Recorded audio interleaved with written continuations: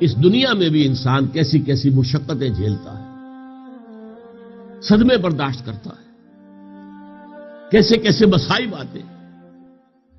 دنیا آسان زندگی نہیں ہے، یہ تو اللہ تعالیٰ نے رنج سے خوگر ہوا انسان تو مٹ جاتا ہے رنج، مشکلیں اتنی پڑی مجھ پر کہ آسان ہو گئی، ورنہ جو جو بوجھ ہم پر اللہ نے ڈالے ہوئے، اور خود اللہ نے فرمایا لا اقسم بهذا البلد وانت حل بهذا البلد ووالد وما ولد لقد خلقنا الانسان في كبد، ہم نے انسان کو محنت اور مشقت ہی میں پیدا کیا۔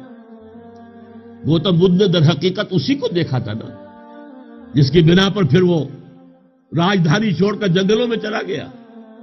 اس کے فلسفے کا کلمہ طیبہ ہے سروم دکھم، آل از ایگنی، آل از پین۔ اس دنیا کی زندگی میں درد اور رنج اور غم ہی غم ہے۔ اسی لیے غالب نے کہا ہے نا، قید حیات و بند غم اصل میں دونوں ایک ہیں، موت سے پہلے آدمی غم سے نجات پائے کیوں۔ لیکن یہ مسئلہ تو حیوانوں کا بھی ہے۔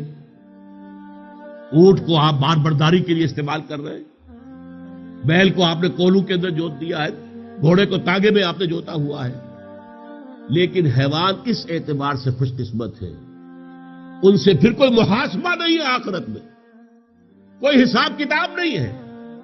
جبکہ انسان کی ٹریجڈی یہ ہے، سارے دکھ جھیل کر، ساری مصیبتیں برداشت کر کے، سارے بوجھ اٹھا کر، پھر ایک وقت آئے گا یا ایھا الانسان انک کادح الی ربک کدحا فملاقیہ، یہ ساری مشقتیں جھیل کر اور ساری سختیاں برداشت کر کے پھر ایک مرحلہ وہ بھی آئے گا کہ اپنے رب کے حضور میں جا کھڑے ہونا ہے، لاؤ کیا کر کے لائے۔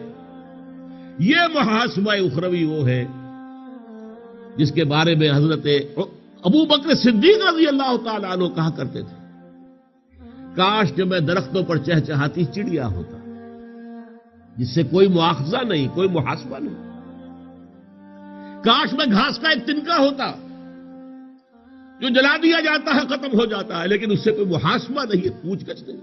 تو یہ کون ہے؟ افضل البشر بعد الانبیاء بالتحقیق ابو بکر صدیق، ان کا حال یہ ہے۔